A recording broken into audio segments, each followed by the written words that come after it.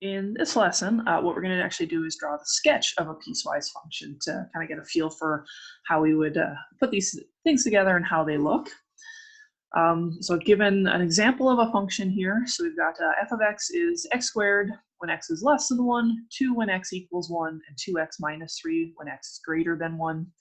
They're not all going to have 3 pieces to it like this one does and the one that I did in the previous example. It's just kind of nice to make examples of these ones, but you can have 2 pieces, you can have 12 pieces. If it has 1 piece, it's not really piecewise, it's just sort of a function. So not really anything special, but 3 you'll probably see a lot in some of the examples. So what I'm going to do here is try to basically put all of this together. You can see that we've got the 3 intervals, not intervals, but sets on the right, x less than 1, x equals 1, and x greater than 1. One of those is actually just a single element in the set. We actually just have this x equals 1 here. Because it's just a single element, that is actually just a point. So that's going to be a point at f of 1 is 2, or if we write that in coordinates, 1 and 2. So I am going to just draw that point down immediately. So I do have that piece of information.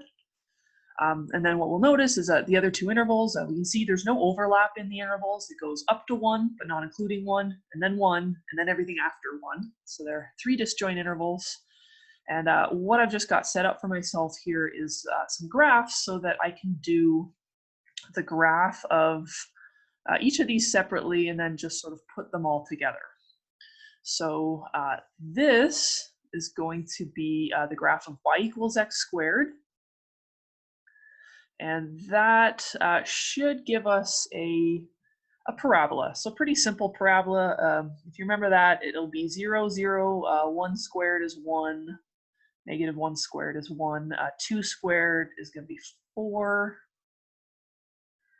negative 2 squared is also 4, and then as best as I can with this device, I'm going to try to just draw the graph for you. And yes, we have that parabola, but then what I want with that parabola is just the x less than 1 portion. And so what that means for me is that what I just want is everything less than 1. And so that little arrow at the bottom is just kind of me telling me the portion that I want. And I used a round bracket to indicate not including the 1. And so since I don't include the 1, what I'm actually going to want is an open dot at 1, and then just include everything to the left as that arrow below indicates. So I'm going to go down here, include that point, and I'm just going to draw over this with the dark blue.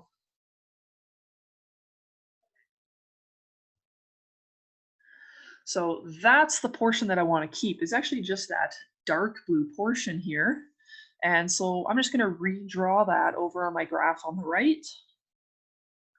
So I've got my 1 and 1, and then as best as I can, I'm going to try to recreate that parabola. It doesn't have to be perfect, because I'm more interested in the kind of knowing how to break up the pieces than I am the actual curves. But things that are going to be really important are that endpoint, for example, where that point ends up occurring, that 1 and 1, is actually like a really fundamental piece of this picture. Everything on the left is just kind of parabola. Okay, and then I'm going to do sort of the same idea here.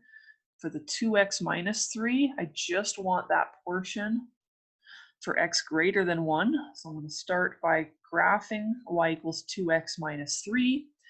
You can plug in numbers, or you can use your slope-intercept formula. I know that when x is 0, I get negative 3. And then we can either use the slope of 2 to go up 2 over 1,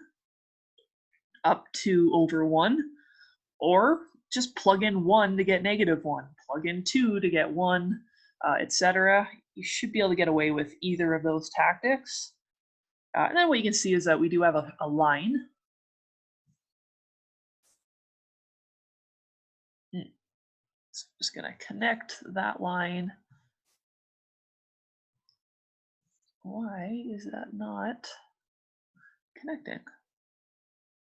There we go.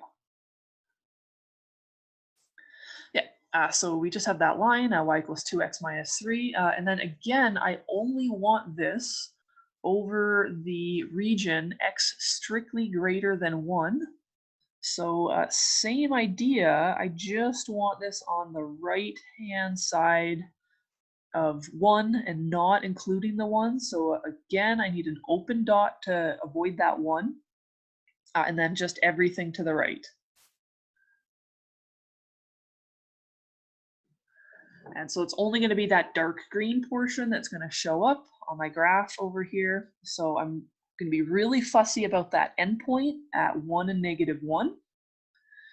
Even though it's not actually the existence of a point, but it's important to know that all the points are getting really close to that one. And then from there, I will just draw the rest of my line. And maybe I will actually just kind of etch myself out a couple of points instead of, just so I have a guide. And yeah, 1 and 3 should be here-ish. And then I'm just going to use those as a guide to connect the dots. There we go. So something like that. I'm not going to check that all my later points are right on. I don't care that much. This looks pretty good.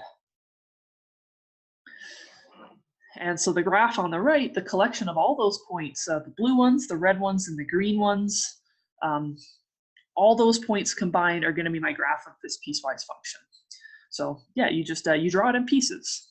So it's certainly a lot easier than trying to plot all the points. Like if I plugged in x is -3, -2, -1, and 0, I'd have a bunch of sort of curvy looking points. But then on the right, I'd have points that fall on a straight line. So you'd have to be mindful of all these breaks anyway to be able to know what's going on. And you certainly wouldn't connect these dots because you can see there's a really big gap of kind of weird behavior going on at x equals 1. Which also kind of leads us into a topic of continuity. That's more of a calculus topic, to be honest. And you'll, if you're taking calculus, discuss it in a lot more detail.